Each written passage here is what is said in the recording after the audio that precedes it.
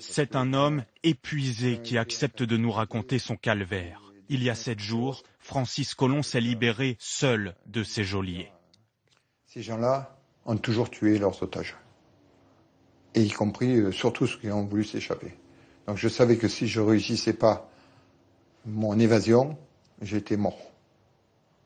Pour moi, c'était dans mes gènes, c'était dans ma peau, c'était dans ma façon de réagir. Depuis le début, Francis Collomb ne pense qu'à s'évader. Après 11 mois de détention dans différentes maisons du nord du Nigeria, il doit sa libération à son audace et l'erreur de l'un de ses ravisseurs. D'habitude, il ouvrait la porte de ma chambre, il reprenait les clés, il les remettait à l'intérieur, il refermait les clés et il allait à la partie douche où il y avait encore une porte, partie douche et toilette, où il faisait ses ablutions avant les prières.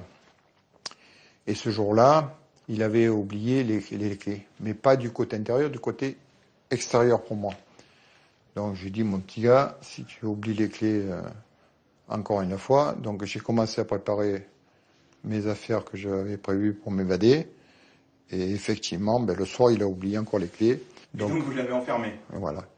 Donc je dois mon évasion à l'erreur d'un gardien. En courant, vous cherchez une moto-taxi ? Non. Mon but, c'était déjà de ne pas courir parce qu'il ne fallait pas inquiéter la population locale. Je ne savais pas où j'étais. J'avais pris des réserves d'eau et j'avais pris un blouson pour la nuit. Il prend ensuite un taxi, lui explique qu'il s'est fait voler et qu'il faut le conduire à la police. 15 minutes d'angoisse et la peur d'être rattrapé par ses geôliers. Ils le maltraitaient, mais Francis Collomb leur tenait tête. Ils sont venus m'interroger pour voir si je voulais me convertir. Ils ont été mal reçus. Là, je ne vais pas faire le geste ni rien, mais je vais quand même faire un bras d'honneur à ces gens-là qui... Bon, je ne veux pas tenir les qualificatifs, mais bon, voilà. Ce sont des gens qui ne méritent pas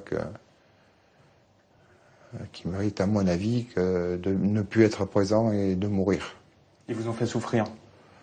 Ouais, quelquefois. Des coups de crosse, un petit peu de... Voilà, on ne s'étendra pas sur le sujet.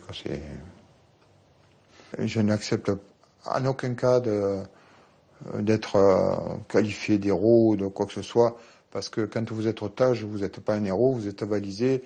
Le maximum, on vous menace de calar, on vous menace de mort et tout ça. Donc vous devenez plutôt rien du tout, quoi. Ou comme un chien qui veut atteindre sa pitance quand vous attendez à manger, etc.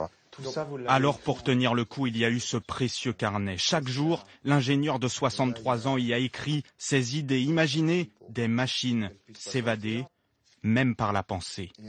Au moment de nous quitter, il est submergé par l'émotion. Le fait que j'ai réussi de m'être échappé... Il salue la mémoire de Ghislaine Dupont et Claude Verlon, 2 journalistes dont il a appris la mort. Merci. 2 semaines avant son évasion. C'est le moment où je craque, donc je m'en vais.